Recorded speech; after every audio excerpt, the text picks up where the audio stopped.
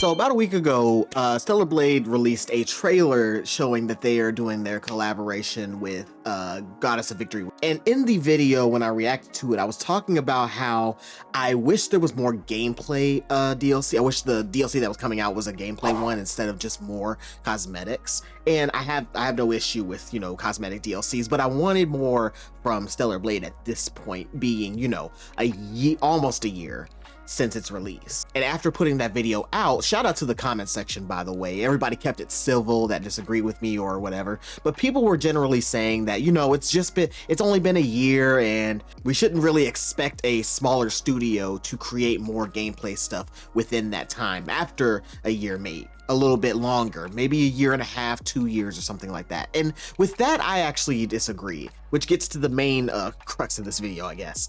I personally feel like a studio, of course, every studio is different. They have, you know, different bandwidth limits. You know, they can, you know, some can churn out a ton of content in a short amount of times, and some are a lot slower with their content. Not saying Shift Up is, just some are slower because, you know, they're just not as big of a studio. But for me, with it being a game that I really love, it falls kind of under my own criteria of when I expect gameplay based DLC. And for me personally, I feel like after about a year, at least, and we're talking specifically more action based games with bosses and stuff, I personally expect any DLC after close to or a year to have at least one boss. Now, with Shift Up being a smaller studio, you know, I'd be fine with them doing like having just one boss, and then that boss being at the top of one of maybe like the buildings in ADOS 9 or whatever it was called.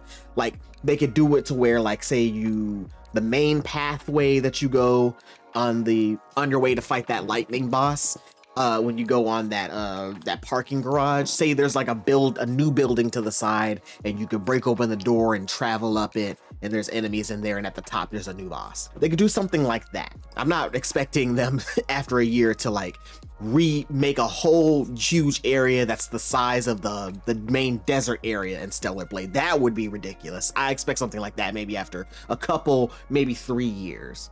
That's really my own kind of rule of thumb with DLC. After about a year and action-based games and the like Stellar Blade, after about a year, I expect some gameplay-based stuff. So with the cosmetic DLC, I feel like they hit a decent cadence. Actually, I'm actually surprised that they didn't put the Stellar Blade, the Nier Automata DLC a bit sooner. I was personally kind of expecting it around maybe July, August. No, you know, November was a bit farther out than I would have expected, but I mean, hey, I'm not mad. And then immediately, you know, after, here we go with June, and they've got more cosmetic. Now, to be fair to Shift Up, it does say at the end of the Goddess of Victory trailer that they're gonna be having more stuff in the PC release.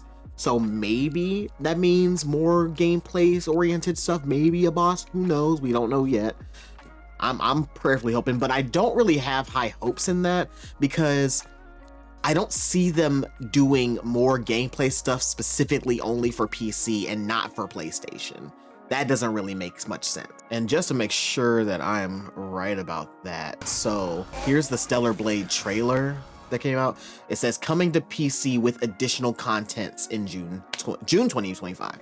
So again, I don't really see them doing any gameplay oriented. I don't see anything in this DLC being gameplay oriented because of the simple fact it's not coming. It doesn't say anything about PlayStation getting anything. Now, I could be totally wrong, and maybe they just haven't announced it, which if that's the case, great. If PC gets something only for them, great. I'm already gonna buy the game again on PC and play through it again. But anyway, that's pretty much my thoughts on Stellar Blade DLC. I am disappointed. Even though I say I'm disappointed, I'm not upset. Let's not conflate the two. I'm disappointed, but not upset. So I now turn this over to you, the viewer. Tell me, what's kind of your expectation with DLC specifically cosmetic DLC and then gameplay oriented DLC? Do you feel like after 3 months you do cosmetic, then another 7 months you have gameplay, or do you think 2 years is too much, or too, like, get in the comments, let me know what your expectations are with it. And this is with any game, and I do mean like kind of a rule of thumb. So obviously, you know, some, like I said in the beginning, some are slower than others, but just generally, what's your expectation on DLC and how long should it take? I can't wait to read your comments. I'll see you guys in the next one. Y'all take care.